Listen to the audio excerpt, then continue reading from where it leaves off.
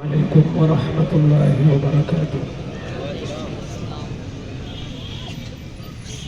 الحمد لوليه والصلاة على نبيه وعلى آله وأصحابه المتأدبين بآدابه.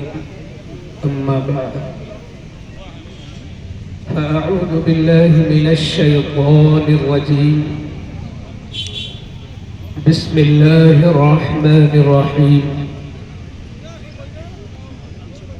من عمل صالحا من ذكر أو أنثى وهو مؤمن فلنحيينه حياة طيبة. صدق الله العظيم. منبر رسول پر خصوصیت کے ساتھ جلوہ افروز یادگار اسلاف نمونہ بزرگان دین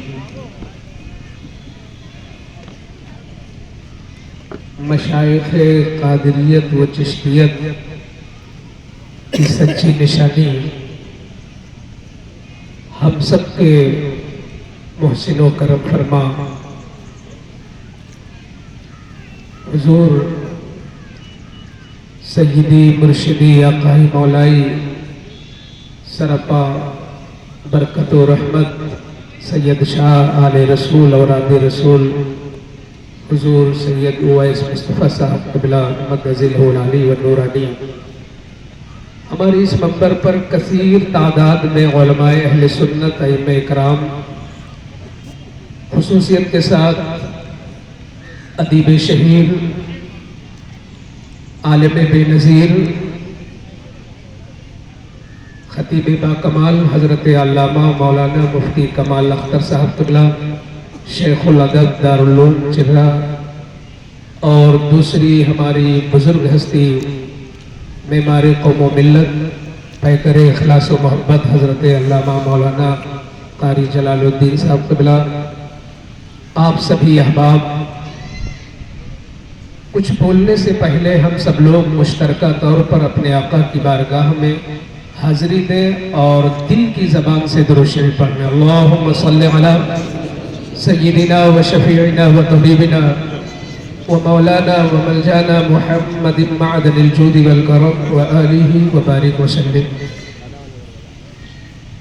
وقت بہت ہی مختصر ہے اور بہت اچھا خطاب حضرت علامہ مفتی کمال اختر صاحب سے آپ نے سماعت کیا ہے۔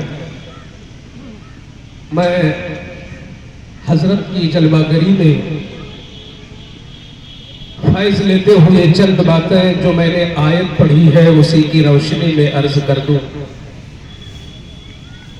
اللہ فرماتا ہے من عمل صالحا من ذکر او انثى وهو مؤمن،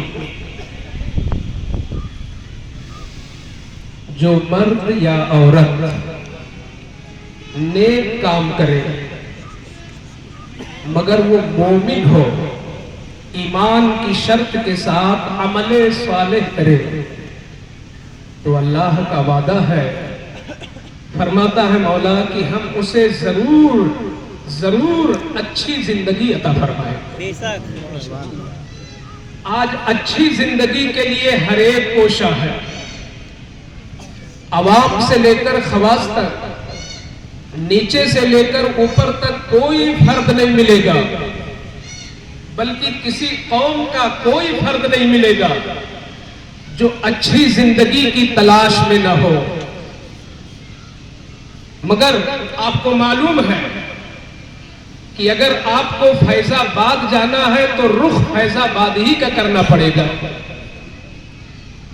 آپ اگر رخ کر لے لکھنؤ کی طرف اور منزل ہو فیض آباد تو کتنی تیز اسپیڈ میں آپ کی گاڑی چلے، آپ نعرہ لگائیں، آرزو کریں کہ کاش ہمیں فیض آباد مل جائے، تو چونکہ آپ کا رخ لکھنؤ کی جانب ہے، آپ کا سمت لکھنؤ بنا ہوا ہے، اس لیے آپ فیض آباد نہیں پہنچ سکیں گے کتنی بھی کوشش کریں۔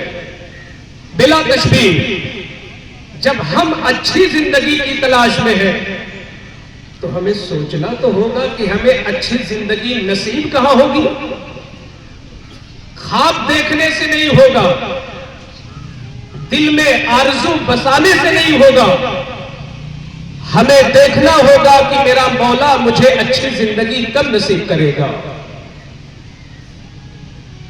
لوگ طرح طرح کی کوششیں کرتے ہیں ترقیاں کرنے کے لیے, قسم قسم کے ہیلے بہانوں میں مبتلا ہے کہ ہم ترقی کر جائیں, اچھی زندگی مل جائے. مگر قرآن نے ہمیں بڑا آسان نسخہ دیا ہے کہ اگر تجھے ایمان جیسا نور مل چکا اور تیرا دل نور ایمان سے منور ہو چکا ہے تو اچھی زندگی چاہتا ہے, تو اب تو تیرے پاس ذریعہ بڑا عظیم ہے, تیرے پاس بہت اچھا وسیلہ موجود ہے. تو اگر مومن ہے تو اچھی زندگی کے لیے تجھے نیک عمل کرنا ہوگا. جب تک تو نیک عمل نہیں کرے گا تو تیری ساری کوششیں بیکار ہوں گی, ضائع ہوں گی, وقتی ہوں گی, عارضی ہوں گی, تو دھوکے میں مبتلا ہوگا. مگر تو عمل صالح کو اپنا مشن بنا لے. جب سے تیری آنکھ کھلے رات تک سونے تک ہر وہ عمل جو نیک ہو, جس میں مولا کی رضا ملے, جس میں اللہ کی خوشی ملے, جس میں مخلوق کی خوشی ملے, خالق کی خوشی ملے, ایسا عمل کر تو ہم تجھے اچھی زندگی دیں گے.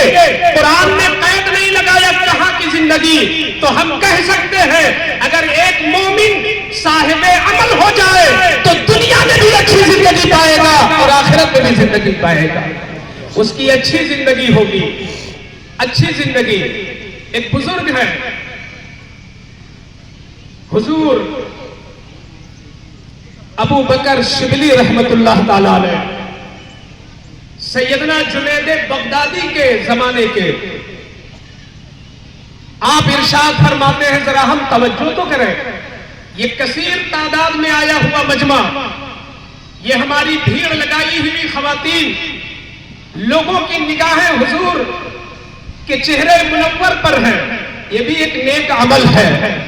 مگر میں اس عظیم موقع سے فائدہ اٹھاتے ہوئے بتانا چاہوں گا کہ ایک بہت بڑے بزرگ نے کہا کہ میں نے 4000 حدیثیں یاد کر لیا.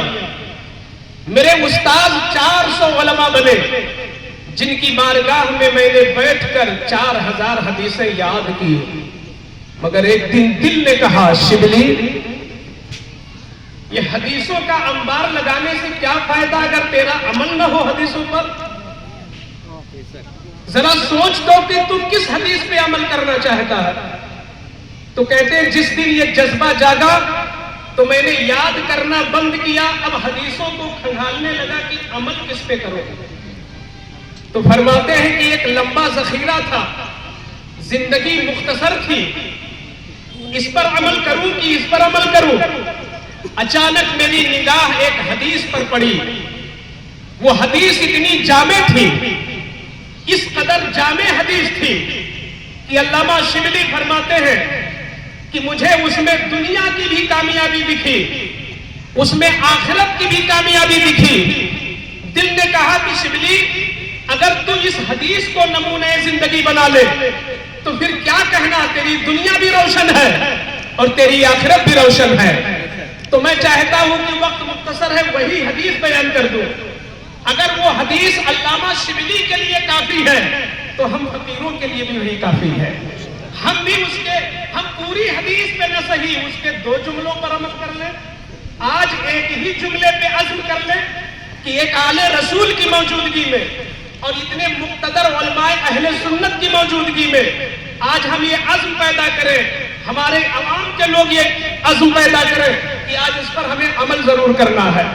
شیخ شبلی فرماتے ہیں کہ میرے آقا کی حدیث ہے, آقا ارشاد فرماتے ہیں وَعْمَلْ لِدُنْيَاكَ بِقَدْرِ قِيَامِكَ فِيهَا, دنیا کے لیے بس اتنی ہی کوشش کر جتنا تجھے دنیا میں رہنا ہو. دنیا بنانے کے لیے بس اتنی ہی تگو کر. اے دنیا میں پھنسا ہوا انسان, सारे अरकान तू खोए बैठा है, सारे हुकूक को तू कदमों से मसल रहा है दुनिया के लिए। सुन सुन ऐ गाफिल इंसान सुन, दुनिया के लिए बस उतनी ही मेहनत कर जितना तुझे दुनिया में रहना हो। फिर आका मान फरमाते हैं वअमल लिआखिरतिका बिक़द्रे बक़ाइका फीहा, और अपनी आखिरत के लिए इतनी कोशिश कर जितना तुझे आखिरत में रहना हो। जरा इस जुमले पे गौर करें कि हम दुनिया के लिए उतनी कोशिश करें जितना दुनिया में रहना है, और आखिरत के लिए हमें इतनी मेहनत करनी है कि जितना हमें आखिरत में रहना है। दुनिया में कितना हमें रहना है? 300 साल जीने वाली कौमें जा चुकी जमीन को छोड़कर, 800 साल की जिंदगी पाने वाली कौमें चली गई इस जमीन से। हम आका की उम्मत है, हम आखिरी महबूब की उम्मत है। हमारी उम्र तभी कितनी बताई गई? 60 से लेकर 70 के बीच में, यक्का दुक्का होंगे 90, कोई होगा 100 साल का, 80-85 बाज लोग पाएंगे। 60 और 70 के बीच की उम्र पाने वालों, तुम्हें कहा जा रहा है कि दुनिया इतना ही बनाओ जितना तुम्हें दुनिया में रहना है, और आखिरत के लिए इतनी कोशिश कर जितना तुझे आखिरत में रहना है। मैं पूछना चाहता हूं आखिरत में कितना रहना है? अरे आखिरत की कोई हद नहीं। रूह निकली, बरज़ख के बाद हम आखिरत में पहुंचे। अब हमेशा के लिए हमारी उखरवी जिंदगी है। ये दुनिया की जिंदगी भी क्या है? एक बुलबुले के मानिंद है। ये भी तो नहीं कह सकते कि हम 60 साल जी के रहेंगे, ये भी तो नहीं हम कह सकते कि 70 साल हमें रहना नसीब होगा। हमारे सामने जवानों की लाशें उठ रही है, हमारे सामने वो बच्चे जा रहे हैं जिनको गोद में हमने खिलाया था, जिनको बिस्मिल्लाह हमने सिखाया था, जिनको नमाज का तरीका हमने बताया था। वक्त आता है तो उन्हीं की लाश हमें कंधे पे रखनी पड़ती है। मिल भी जाए 70 साल जिंदगी तो ये क्या है 70 साल? तुझे हमेशा आखिरत में रहना है।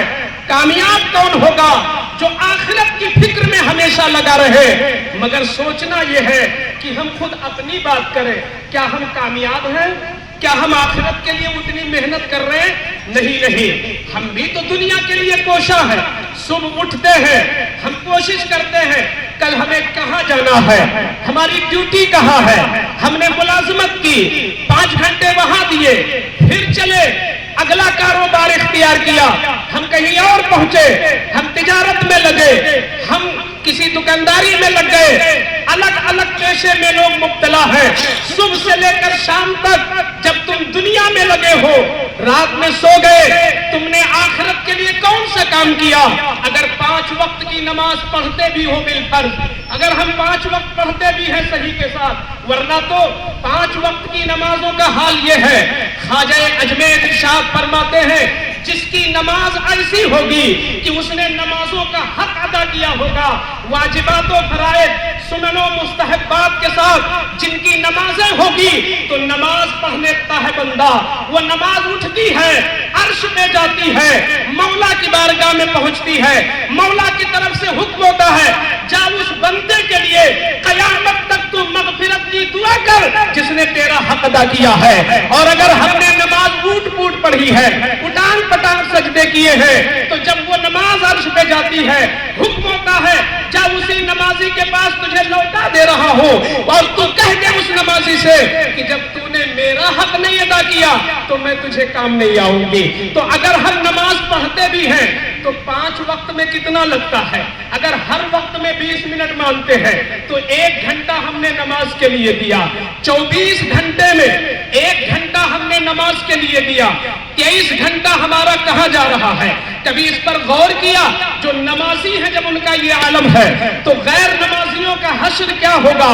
कुरान हदीस कहती है दुनिया के लिए उतनी मेहनत हो जितना दुनिया में रहना है, आखिरत के लिए उतनी मेहनत हो जितना आखिरत में रहना है। तो यहाँ तो हम जीरो नजर आ रहे हैं। यहाँ आलिम भी जीरो है, यहाँ मुफ्ती भी जीरो है, यहाँ पढ़ा लिखा भी जीरो है। कहना यह है आखिर कैसे हम आखिरत के लिए उतनी اتنی کوشش کرے. کیا بچوں کا پیٹ نہ پالے؟ کیا ماں باپ کی خدمتیں نہ کرے؟ کیا ہم تجارت نہ کرے؟ ایک کسان کھیت نہ جوتے تو پیٹ کیسے پالے گا؟